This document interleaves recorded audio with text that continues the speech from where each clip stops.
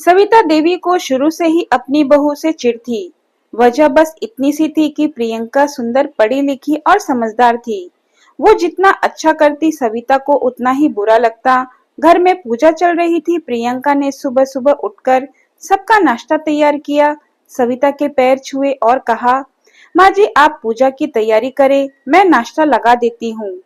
सविता ने एक झुट्टी मुस्कान के साथ कहा, तू तो बड़ी सीधी बन रही है।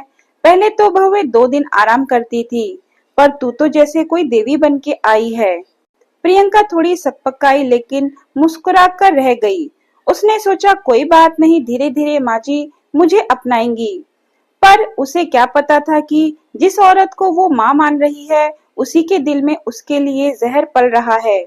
सविता ने गुस्से में रीमा से कहा, ये लड़की तो बस सब पर छा गई है। अमित भी इसके गुण गाता रहता है। मुझे बिल्कुल नहीं भा रही इसकी ये नौटंकी। कुछ करना पड़ेगा, नहीं तो ये घर मेरे हाथ से निकल जाएगा। रीमा, माँ आप चिंता मत करो, मैं आकर इसे ठीक करती हूँ। और वैसे भी भाभी को बहन भाई अलग कर दे तो बाकी अपने आप ही हो जाता है। प्रियंका तैयार होकर अमित का इंतजार कर रही थी, तभी सविता आई और किचन में सिर पकड़कर बैठ गई। अरे ओ प्रियंका, मेरी तबीयत कुछ ठीक नहीं लग रही। प्रियंका फौरन उनके पास दौड़ी। माँ जी चलिए डॉक्टर को दिखा देते हैं।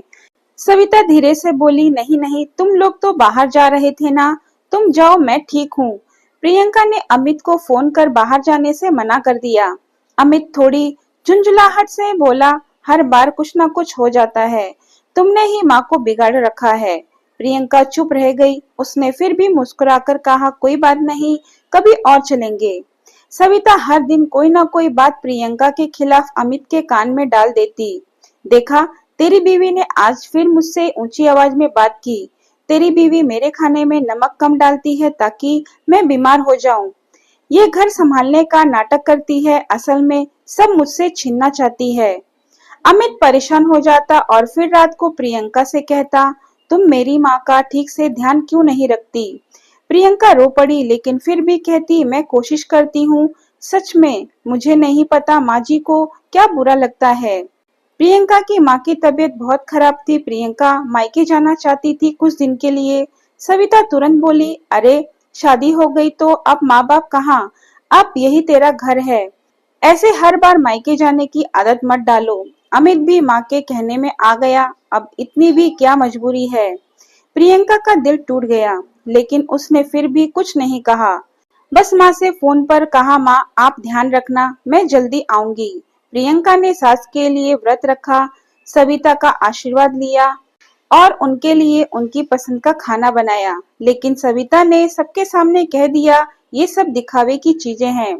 असली बहू तो वो होती है जो बिना व्रत के भी सास का दिल जीत ले। लेकिन अब सविता की चालें और ज्यादा गहरी और खतरनाक होने लगी थी। सविता ने घर में काम करने वाली बाई को इशारा किया, आज जरा देखना बहू क्या क्या करती है, और अगर कुछ गड़बड़ लगे तो मुझे बताना। बाई ने डरते डरते सिर हिलाया। सविता ने 200 रुपए उसकी हथेली पर रख दिए। उसी दिन जब प्रियंका ने पूजा के लिए फूल नहीं बदले, बाई ने जाकर कह दिया, मालकिन बहू जी ने आज मंदिर साफ नहीं किया और टीवी देख रही थी। सविता ने तुरंत हंगामा मचा दिया, तू क्या कोई देवी बनकर आई है जो पूजा भी नहीं कर सकती। तुझे घर चलाना है या आराम करना है। प्रियंका ने विनम्रता से कहा, माँ जी मैं बस 5 मिनट के लिए बैठी थी, अभी सब कर देती हूँ। लेकिन सविता चुप नहीं हुई और अमित को फोन कर दिया। अमित ऑफिस में था लेकिन माँ की शिकायत सुनकर चिढ़ गया। प्रियंका, तुम मुझसे वादा करके आई थी कि माँ की सेवा करोगी, अब यही सब होगा तो कैसे चलेगा। प्रियंका ने आंसू रोकते हुए कहा, मैं सच में सब करती हूँ, बस माँ जी को मेरे कोई आदत अच्छी नहीं लगती। लेकिन अमित ने सुनने से मना कर दिया और फोन रख दिया।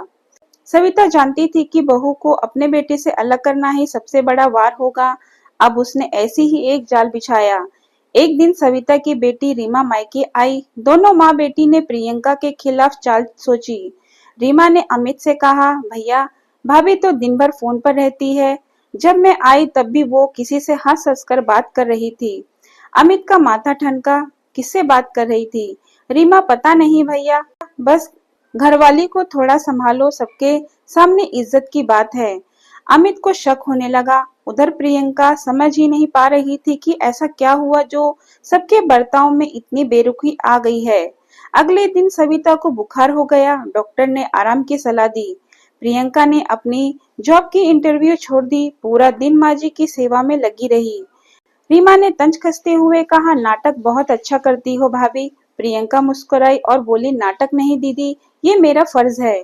सास मेरी माँ जैसी है। सविता ने सब सुनकर भी कुछ नहीं कहा। दिल में फिर भी जलन ही थी।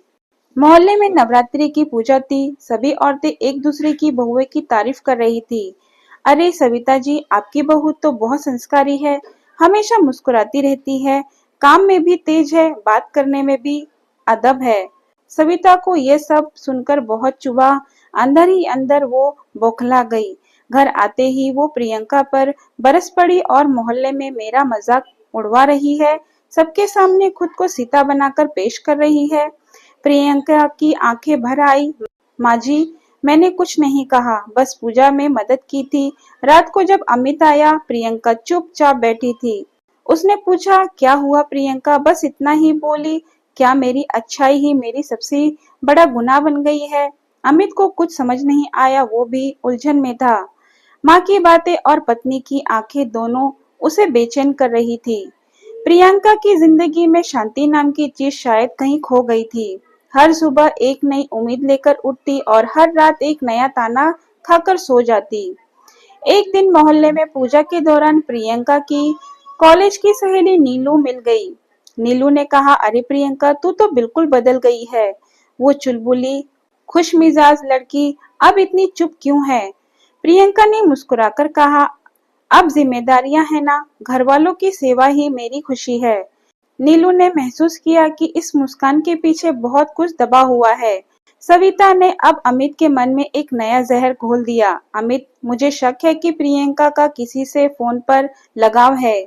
जब तुम ऑफिस में रहते हो तब वो किसी से लंबी बातें करती है। अमित का माथा फिर से घूम गया। रात को जब प्रियंका पूजा कर रही थी, अमित ने उसका फोन चुपके से चेक किया। सब कॉल माँ से, सहेलियों से या ऑफिस वालों के थे। लेकिन फिर भी सविता के शब्दों का असर जहर की तरह दिल में फैल चुका था। रक्षाबंधन का दिन था। रीमा फिर से घर आई थी। प्रियंका ने पूरे दिल से मिठाई बनाई, पूजा की थाली सजाई। रीमा ने सबके सामने कहा, भाभी, आपने ये मिठाई खुद बनाई है या बाजार से मंगवाई? आजकल बहुएं तो दिखावा ज्यादा करती हैं। प्रियंका ने मुस्कुराकर कहा, दीदी, मैंने आपके लिए खास तौर पर बनाई है। माँ जी की पसंद का भी रखा है। सविता ने बिना देखे ही कहा, तू क्या बनाएगी? तुझे तो नमक तक ठीक से नहीं डालने आता। रीमा मुस्कुराई। सविता को देखकर आंख मारी। एक दिन पड़ोस की चाची की तबीयत बिगड़ गई। सब बाहर थे। प्रियंका ने तुरंत जाकर उन्हें हॉस्पिटल पहुंचाया। उनके पोते को स्कूल से लाकर खाना खिलाया। जब मोहल्ले वालों को पता चला, सबने प्रियंका की तारीफों के पुल बांध दिए। एक बुजुर्ग औरत ने सविता से कहा, आप कितनी किस्मत वाली हैं। सविता जी, आपकी बहू तो फरिश्ता है। सविता के चेहरे पर मुस्कान तो आई, लेकिन साथ ही अंदर जलन और भड़क उठी। प्रियंका की माँ कुछ दिन के लिए मिलने आई। बहुत प्यार से बोली, बेटा, तू बहुत बदल गई है। तू तो ऐसी न थी। तू खामोश क्यों हो गई है? प्रियंका मुस्कुराई। माँ, यहाँ सबका दिल जीतना है, इसलिए कुछ बातें चुप रहकर भी करनी पड़ती है। सविता ने उनकी बातें सुन ली और अंदर ही अंदर फिर एक नई चाल सोचने लगी। सविता ने अपने जान पहचान के एक डॉक्टर से मिलकर एक झूठी रिपोर्ट बनवाई। रिपोर्ट में लिखा था कि प्रियंका मां बनने में असमर्थ है। रात को अमित को रिपोर्ट थमाकर कहा, ये देख, ये तेरा खानदान खत्म कर देगी। अब तुझे सोचना होगा। अमित सन रह गया। वो प्रियंका पर गुस्से में चिल्लाया, तुमने मुझसे ये बात क्यों छुपाई? शादी से पहले बताया क्यों नहीं? प्रियंका को कुछ समझ नहीं आया। उसने रिपोर्ट देखी और फटी आंखों से बोली, ये झूठ है, मैंने कभी टेस्ट नहीं करवाया। सविता, झूठ मत बोल, मैं खुद डॉक्टर से मिलकर आई हूँ। प्रियंका टूट गई और पहली बार जोर से चिल्लाई, माँ जी, अब बहुत हो गया। मेरी चुप्पी को मेरी कमजोरी मत समझिए। प्रियंका पूरी रात सो नहीं पाई। अमित ने उससे बात करना बंद कर दिया था। सविता और रीमा की मुस्कुराहट में अब खुला जहर नजर आने लगा था। प्रियंका को सिर्फ एक बात परेशान कर रही थी, मैंने किसी का क्या बिगाड़ा है जो इतनी सजा मिल रही है। अगले दिन प्रियंका अपनी सहेली नीलू से मिली और सारी बात बताई। नीलू जो एक एनजीओ में काम करती थी बोली, प्रियंका अब बहुत हो गया, चल मेरे साथ डॉक्टर के पास, सच्चाई खुद सामने आ जाएगी। प्रियंका घबराई पर मान गई। 2 दिन बाद रिपोर्ट आई। डॉक्टर ने कहा प्रियंका एकदम स्वस्थ है, उसे मां बनने में कोई समस्या नहीं है। प्रियंका की आंखों से आंसू निकल पड़े। नीलू बोली, अब इस रिपोर्ट के साथ अपने रिश्तों को भी साफ करो। प्रियंका चुपचाप अमित के पास आई, रिपोर्ट दी और बोली, ये है मेरी सच्चाई और ये झूठ है जो आपकी माँ ने आपके सामने रखा है। अमित ने रिपोर्ट देखी और चौंक गया। ये ये कैसे हो सकता है? प्रियंका, अब फैसला आपको करना है, आप किसके साथ हैं? एक औरत जो आपकी बीवी बनकर हर जहर चुपचाप पीती रही या फिर उनके साथ जो अपनी ही बहू के भविष्य को बर्बाद करने पर तुली है? अमित सन रह गया, उसे अपनी गलती का एहसास होने लगा। अमित ने बिना बताए उसी डॉक्टर से जाकर सारी सच्चाई पूछी। डॉक्टर ने कहा सविता जी आई थी, उन्होंने जबरदस्ती नाम डलवाया था रिपोर्ट में। अमित की आंखों में गुस्सा और नफरत थी। वो घर आकर माँ से बोला, आपने मेरी जिंदगी में ऐसा खेल क्यों खेला माँ? सविता, मैंने सब तेरे भले के लिए किया। अमित, नहीं माँ, आपने सिर्फ अपना जहर निकाला, लेकिन मेरी बीवी ने कभी आपके खिलाफ एक लफ्ज नहीं कहा। वो तो आपकी बीमारी में ऑफिस तक छोड़ देती है। प्रियंका ने बीच में कहा, माँ जी, मुझे आपकी माफी नहीं चाहिए, बस आप मुझे मेरी सच्चाई के साथ जीने दें। मैं आज भी चाहती हूँ कि आप मुझे बेटी माने, नहीं मानती तब भी मैं आपका सम्मान करती रहूंगी। ये सुनकर सविता पानी पानी हो गई। उसने कभी नहीं सोचा था कि इतनी चोट खाने के बाद भी प्रियंका ऐसा जवाब देगी। कुछ दिन बाद मोहल्ले में महिलाओं की एक बैठक थी। सविता से पूछा गया, भाभी जी, आपकी बहू बहुत अच्छी है, कैसे पाई आपने उसे? सविता ने कुछ पल चुप रहकर कहा, मैंने क्या पाया, क्या खोया, अब समझने लगी हूँ। और पहली बार सविता की आंखों से आंसू निकले। रात को सविता छत पर बैठी थी। उसने प्रियंका के किए एक एक अच्छे काम को याद किया और अपने हर ताने, हर साजिश पर शर्म आई। कहा, कहीं मैंने अपना बेटा ही खुद से दूर तो नहीं कर दिया। सुबह होते ही उसने पूजा की थाली सजाई, लेकिन उसकी आंखें लाल थी। प्रियंका रसोई में थी। सविता धीरे से आई और बोली, प्रियंका, चाय पिलाएगी? प्रियंका ने चौंक कर देखा, फिर मुस्कुराकर कहा, जी माँ जी, अभी लाई। यह पहली बार था जब सविता ने बिना ताने के, बिना हुक्म के कुछ मांगा था। अमित ने दोनों को साथ बैठकर चाय पीते देखा तो उसकी आंखों में उम्मीद की चमक आ गई। वो बोला, काश ये पल हमेशा के लिए रुक जाए। लेकिन रीमा को ये बदलाव रास नहीं आया।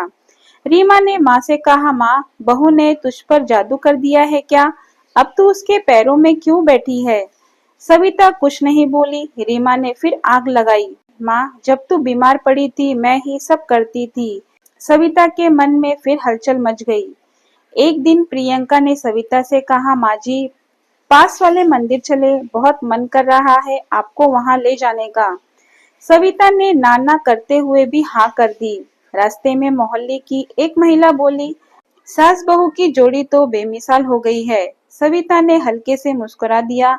मंदिर से लौटते वक्त एक स्कूटी वाला लड़का सविता को टक्कर मारकर भाग गया।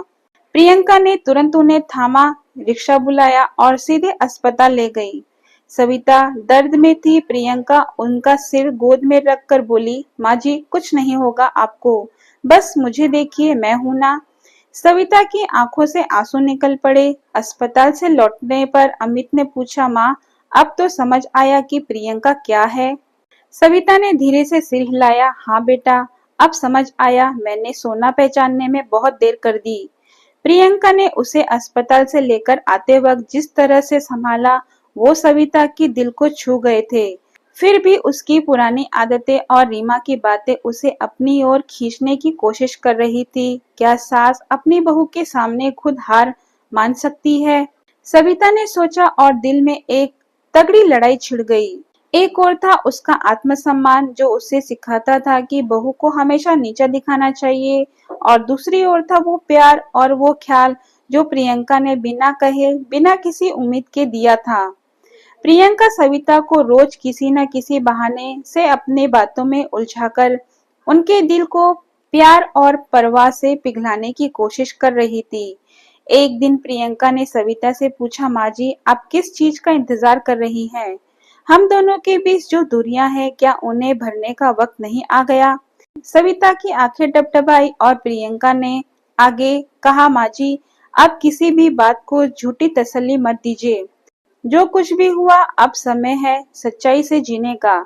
सविता ने ताज्जुब से प्रियंका को देखा, क्या तुम सचमुच चाहती हो कि मैं बदल जाऊं? प्रियंका ने मुस्कुराकर कहा, हाँ माँ जी, मैं चाहती हूँ कि हमारे रिश्ते में प्यार हो, समझ हो और सब कुछ अच्छा हो। उधर रीमा सविता को हमेशा प्रियंका के खिलाफ भड़काने की कोशिश करती रही। वह कहती, माँ देखो प्रियंका ने तो तुम्हारी सारी इज्जत को भी मिट्टी में मिला दिया। वह अपनी चालों में बुरी तरह फंसी हुई है और तुम उसे अपनी बेटी समझ रही हो।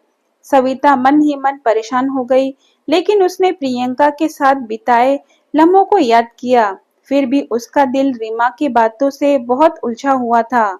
प्रियंका ने एक दिन सविता से फिर कहा, माँ जी कभी किसी ने भी कहा था कि रिश्ते अचानक से बदल जाते हैं। प्यार में मेहनत लगती है। मैं जानती हूँ कि मेरे हर कोशिश सफल नहीं होगी, लेकिन मैं यह भी जानती हूँ कि जब आप बदलने की कोशिश करेंगी तो एक दिन रिश्ते भी बदलेंगे। सविता की आंखों में आंसू थे, लेकिन दिल में एक नई उम्मीद थी। प्रियंका की बातों ने उसे अंदर ही अंदर हिला दिया था। एक दिन सविता ने प्रियंका को अपने पास बुलाया और कहा, प्रियंका तुम सही कह रही हो।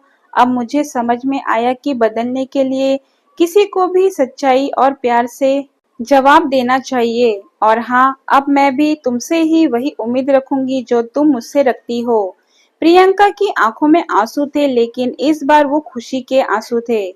सविता ने उसे गले लगा लिया और प्रियंका ने मन ही मन कीमती समय को धन्यवाद दिया। रिश्ते जिद और नफरत से नहीं बल्कि सच्चाई और समझ से बनते हैं। दोस्तों, अगर आपको मेरी वीडियो पसंद आए तो वीडियो को लाइक, शेयर और सब्सक्राइब करना ना भूलें, और कमेंट बॉक्स में कमेंट करके जरूर बताएं कि आपको मेरी वीडियो कैसी लगी। और अगली वीडियो आपको किस विषय में चाहिए वो भी मुझे कमेंट बॉक्स में कमेंट करके जरूर बताएं, ताकि मैं आप लोगों के लिए उस विषय में वीडियो बनाकर ला सकूं। धन्यवाद।